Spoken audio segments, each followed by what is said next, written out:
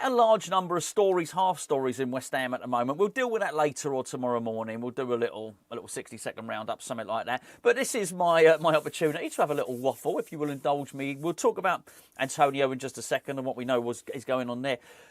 Before I do, the England game last night, I wonder if I was the only person watching that thinking, I think Jarrod Bowen might be better off out of this, actually, for the moment, for the time being. And look, that was a really laboured performance against Andorra, who are a team England should be sweeping aside really, really easily. Look, England got the win, top of the group, and all that type of stuff, which is, I was going to say brilliant. It's not brilliant at all. That's the minimum level. That's the very lowest England really should be looking to do at the moment. But it was a really laboured performance, and a lot of players out of position. I couldn't help but think, whilst Bowen was disappointed not to make the squad, despite how bad West Ham have been this season, I didn't think he deserved to be out of it. I think his output in terms of his goals and assists more than matched Madueke, who, what I presumed was going to start on the right. Now, in the end, he got the assist, Madueke, and that's absolutely fine. But I looked at the number of players I thought the selections were poor from Tuchel. He was critical about England's performance, about England's focus, about England's concentration. I think Roy Keane said that the team looked bored. But ultimately, that was Tuchel's team. He picked that team. There were at least 3 players out of position, possibly 4. And I just thought, you know what, I do wonder if Bowen is best off out of this for the moment, because it may well be that England just struggle and he brings Bowen back in. And I think he really missed some direct running, against a team who were going to let England have loads and loads of possession. I just thought it was a really shoddy performance. And I think as disappointed as Bowen will be, hopefully if he can be a little bit better next season. Sorry, that's me trying to swat. There's a mozzie in here at the moment. So if you see me doing that, it's not me. I've not farted. That's me trying to get... That's not a great mozzie getting rid of technique. It'd be more of a grab. Anyway, I just thought he was better off out of it. Right, let's talk about Michail Antonio. West Ham's record Premier League goal scorer. It looks increasingly likely that he's going to leave West Ham now, and there just seems to be complete and utter deadlock. Talks have stalled between him, his representatives, and the club. You all know now that he had a crash, really nasty car. He had a sports car. I can't remember. It's Ferrari, Lamborghini, whatever. It doesn't matter. Well, it wasn't a Skoda. Let's put it that way. He crashed his car. It looked an absolute write-off. I was surprised he was able to walk away from it. He had a really, really bad injury. He was in hospital. We got out of hospital just before Christmas. We weren't even sure. But when it first happened, we weren't sure if he was alive. After that, we weren't sure if he'd walk again. After that, we weren't sure if he would play again. It was really, really nasty stuff. And it looks like he's worked his way back to a level of fitness. And I don't want to say full fitness here, but a level of fitness. We don't know if he's going to be effective and if he's going to be able to play well again.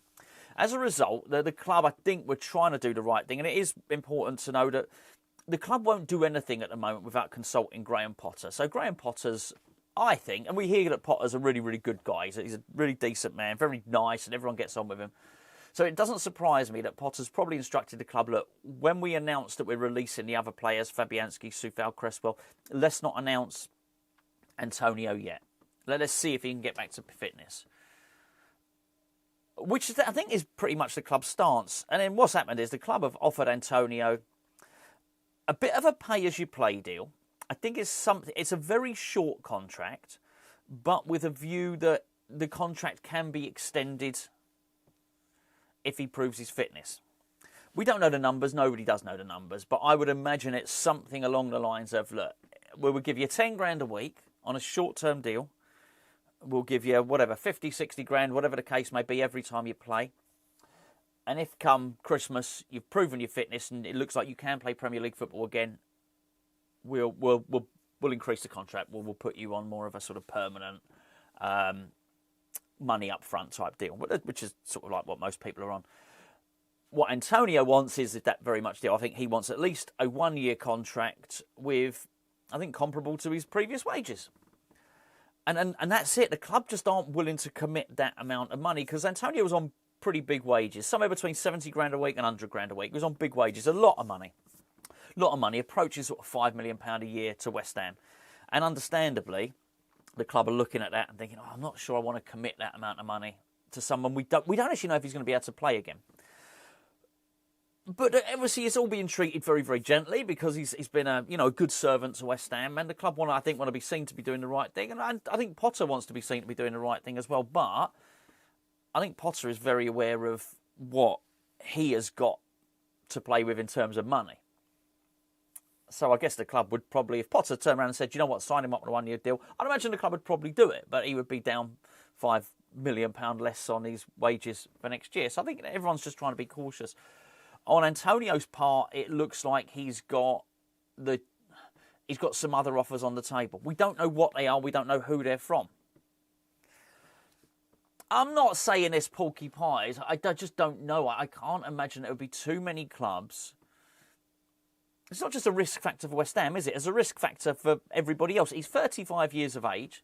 I've got nothing bad to say about Antonio at all. I'm really, really pleased that he's got back to fitness, that he's healthy, and you get a scare like that where your life flashes before your eyes. Anything after that is brilliant. I hope he gets back to full fitness. I hope he plays football. He's a great guy. I totally understand, but it's still a risk for any club. I would understand why any club would look at the Antonio situation and say, it is a bit of a risk. I just find it hard to believe that there are a number of clubs lining up to pay big money for him.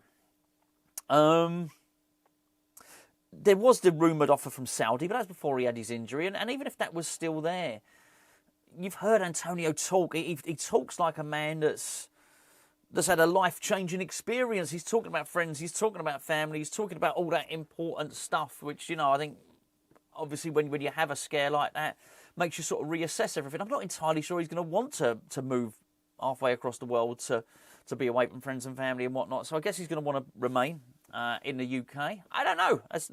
I'm not for me to speak on his behalf, of course. But I just think this is a really, really difficult one for all concerned. But I don't blame the club. I don't blame the club. I think they're trying to do the decent thing. But I think there's a difference between doing the decent thing, which is, look, we're going to give you every chance to get better, and throwing £5 million at something that might not ever give you a return. I'm not talking about a financial return. West Ham, I doubt, or Graham Potter or anyone else, or be it anyone at the club, that probably doesn't expect a financial return. But what we want to do, it's just an exchange. It's just a contract that you would have with any footballer. We give you some money and you kick a football for us. And I think we don't know if the second part of that is even possible yet. Got called up by Jamaica, as I understand it. I guess that's a chance for him to prove his fitness, and maybe, just maybe, if he does and he plays some football, we can see him play before pre-season, or maybe it drags on till that. Maybe he gets to prove himself in pre-season. I don't know. But as things stand at the moment, there are no more talks. There's just not. There's basically both sides won't budge. And I guess now we get to find out if those other offers are on the table. But even those clubs will probably want to see him play, right? I don't know. It's a little bit unfortunate. It's a bit of a sticky situation. But what do you do? I think, in the main, I don't think we're doing an awful lot wrong in this instance. It has to be said. But let me know what you think in the comments below. I'll be back either later on today or tomorrow morning with a news roundup. A few little bits and pieces are happening anyway. We've done an update on our Patreon, by the way. We're updating our Patreon. We're doing news updates on there at least every other day, but sometimes every day.